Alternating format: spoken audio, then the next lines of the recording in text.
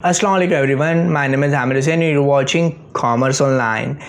In my previous videos, I have discussed in detail what are factors of production और हमने factors of production में land को बहुत detail में discuss किया था. In this video, I will explain in detail what are the other factors of production. But if you haven't seen my previous video, I will recommend you to just click on the card so you can easily understand what factor of production is and how land work as a factors of production.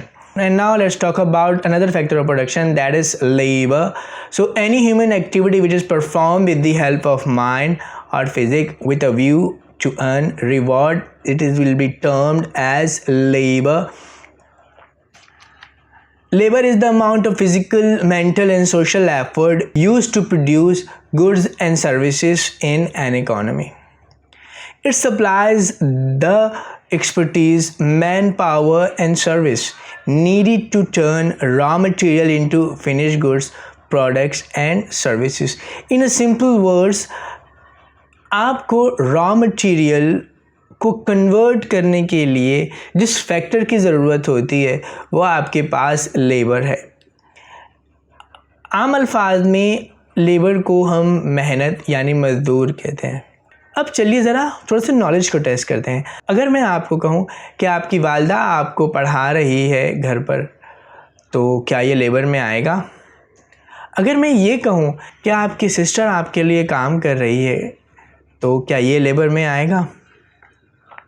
और अगर मैं आपसे ये कहूँ कि आपका छोटा भाई आपके लिए कोई काम कर रहा है, तो क्या ये लेबर में आएगा? डेफिनेटली आपका जवाब होगा कि ये लेबर में नहीं आएगा, क्योंकि वो एफ़र्ट्स तो कर रहे हैं, चाहे वो मेंटल हो या फिज़िकल हो, लेकिन उनको रिवॉर्ड नहीं दिया जा रहा है इस पर. तो लेबर के लिए ज़रूरी है रिवॉर्ड दिया जाए. मैं आपको पढ़ा रहा हूँ, तो क्या आप मुझे फ़ीस दे रहे हैं? नहीं, आप मुझे फ़ीस नहीं दे रहे, तो ये भी लेबर नहीं आएगा. लेकिन अगर मैं एक कॉलेज में पढ़ाता हूँ और वहाँ पर मुझे उसकी सैलरी दी जाती, तो that will be term in labour. जब हम बात करते हैं लेबर की, तो यहाँ पर अब हमें लेबर की एफिशिएंसी पर भी बात करनी चाहिए कि वो क्या फैक्टर्स हैं जो कि लेबर की एफिशिएंसी पर इफ़ेक्ट करते हैं. अगर मैं बात करूँ एफिशिएंसी ऑफ लेबर की, तो जो पहला फैक्टर जो कि लेबर की एफिशिएंसी पे इफ़ेक्ट करता है वो उसकी पर्सनल करैक्टरिस्टिक, पर्सनल ट्रेड्स होते हैं, जो कि उसके जेनेटिक्स भी होते हैं. जैसे आम तौर पर हमारे यहाँ पाकिस्तान में जो पठान कौम है ये सख्त जान होती है, तो they will prefer to go for the hard work. वो सख्त काम करना पसंद करते हैं, ये उनकी बायोलॉजिकल करैक्टरिस्टिक्स होती हैं. तो हमारे यहाँ जितने भी मुश्किल काम होते हैं, जितने भी सख्त काम होते हैं, वो हमारे पठान भाई करते हैं, बिकॉज़ वो उनकी जो जेनेटिक्स हैं, वो जिस एरिया से बिलोंग करते हैं वो पहाड़ी एरिया होते हैं और वो सख्त जान अफराद होते हैं, सख्त जान लोग होते हैं. इसके अलावा लेबर की एफिशिएंसी पे जो फैक्टर वर्क करता है वो आपके मैक्रो एनवायरनमेंट है. मैक्रो एनवायरनमेंट में गवर्नमेंट की policies, law and order situation आपके पास, ये तमाम चीज़ें बहुत ज़्यादा इम्पेक्ट करती हैं लेबर की एफिशिएंसी पर. मिसाल के तौर पर अगर कंटिन्यूसली स्ट्राइक हो रही हो या गवर्नमेंट की पॉलिसी ऐसी हो कि लेबर पर टैक्स लग रहा हो, तो इससे लेबर की जो इनकम लेवल है वो कम हो जाएगी या लेबर स्ट्रेस में होगा, तो लेबर काम नहीं कर सकेगा. इसके अलावा जो हमारे पास फैक्टर लेबर की एफिशिएंसी पे वर्क करते हैं वो वर्किंग एनवायरनमेंट, जिस ऑर्गेनाइजेशन में वो वर्क कर रहे हों, उनका पे स्केल, और सबसे इम्पॉर्टेंट बात जो कि लेबर की एफिशिएंसी पे वर्क करती है वो वर्क इटसेल्फ है. यानी अगर एक काम लेबर करना चाह रहा है और शौक़ से करता है, तो यहाँ तो लेबर ज़्यादा इफ़ेक्टिवली एफिशिएंटली वर्क करेगा. लेकिन एक ऐसा काम जो कि लेबर नहीं करना चाहता और उसमें वो एक्सपर्ट भी नहीं है, तो फिर वो काम एफिशिएंटली परफॉर्म नहीं कर सकेगा. यहाँ पर जब हम बात करते हैं लेबर की, तो हमें स्पेशलाइजेशन ऑफ लेबर की भी बात करनी चाहिए कि स्पेशलाइजेशन होती क्या है. Specialisation basically refers to division of labour. That means कि आप काम को छोटे छोटे हिस्सों में डिवाइड कर लें.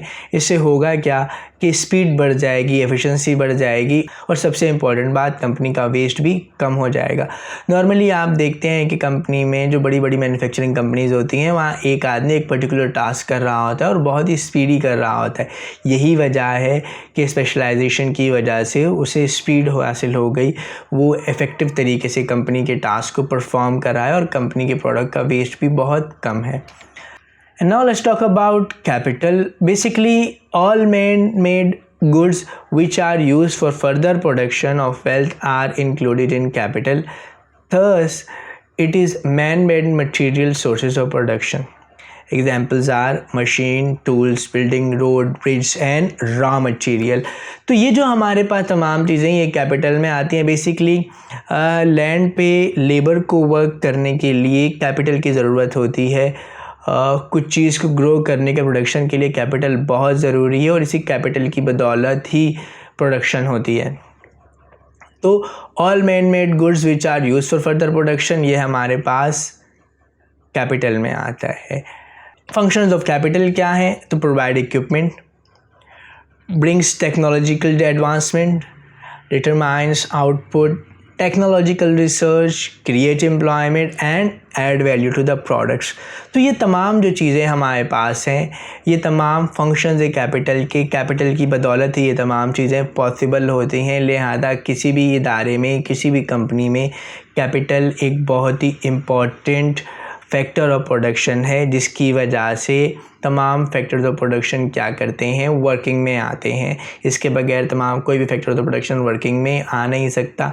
क्यों? क्योंकि लेबर का भी जो पॉइंट है, लेबर की भी जो एक्टिविटीज़ हैं, अगर वो रिवॉर्ड को मद्देनज़र रखते हुए ना करे तो वो लेबर नहीं कहलाएगा. और कैपिटल ही बेसिकली गुड्स और सर्विसेज प्रोड्यूस करता है, जिसकी वजह से रिवॉर्ड जनरेट होता है. Person who controls the policy of the firm. An entrepreneur is the person who organise the other factors and undertakes the risk and uncertainties involve in the production. तो entrepreneur वो शख्स होता है जो कि basically इदारे की तमाम एक्टिविटीज़ को रन कर रहा होता है, गवर्न कर रहा होता है, इदारे के लिए पॉलिसीज़ बना रहा होता है. हमारे यहाँ ये बेसिकली वो फैक्टर ऑफ प्रोडक्शन है जो दीगर तीनों फैक्टर्स ऑफ प्रोडक्शन को रन करता है, तीनों फैक्टर्स ऑफ प्रोडक्शन को मैनेज करता है. और इसी फैक्टर्स ऑफ प्रोडक्शन की वजह से कोई इदारा प्रोडक्शन देने के काबिल होता है. एंटरप्रेन्योर को हम ऑर्गेनाइजेशन भी कहते हैं. और जैसे कि प्रिंसिपल ऑफ कॉमर्स में हम पढ़ चुके हैं कि काइंड्स ऑफ ऑर्गेनाइजेशन में हमारे पास सोल प्रोप्राइटरशिप, पार्टनरशिप और जॉइंट स्टॉक कंपनी आती है. तो अगर आपने बिजनेस स्टडीज़ या कॉमर्स का वो लेक्चर नहीं देखा जिसमें मैंने इनको एक्सप्लेन किया, तो I will definitely recommend you कि आप काइंड्स ऑफ ऑर्गेनाइजेशन के लेक्चर्स को देखें ताकि आपको ये बात डिटेल में एक्सप्लेन हो सके. एंड नाउ एंटरप्रेन्योर के अगर हम फंक्शंस को देखें तो ही कंसीव द आइडिया. वो एक आइडिया सोचता है और उसको लॉन्च करता है. दैट मीन्स वो इनिशिएटिव लेता है, रिस्क लेता है और तमाम रिसोर्सेज को मोबिलाइज़ करता है, चैनलाइज करता है अपने टास्क को कंप्लीट करने के लिए. what to produce, for whom to produce का जो डिसीजन है ये एंटरप्रेन्योर ही लेते हैं बेसिकली, क्योंकि वो आइडिया जनरेटर होता है, वो कुछ न्यू सोचता है, इम्प्रूवमेंट के लिए वर्क करता है. तो ये बेसिकली एंटरप्रेन्योर ही है जो कि डिसीजन लेकर उसको एग्जीक्यूट करते हैं. He undertakes the risk involve in the production. Basically वो रिस्क लेता है, रिस्क टेकर्स होता है क्योंकि इनिशिएटर होता है, कोई ऐसी चीज़ क्रिएट करता है मार्केट में जो अभी एग्जिस्ट नहीं करती. याद रखिएगा, दो डिफरेंट प्रोडक्ट्स को मिलाकर भी एक न्यू चीज़ बनाई जा सकती है और एक ऐसी चीज़ जो कि मार्केट में ना हो उसे भी हम क्रिएट करके मार्केट में एज एन एंटरप्रेन्योर वर्क कर सकते हैं. और सबसे इम्पॉर्टेंट बात, इज एन इनोवेटर. वो कुछ नया सोचता है, वो कुछ डिफरेंट सोचता है, मार्केट से हट के सोचता है ताकि कस्टमर को अट्रैक्ट कर सके.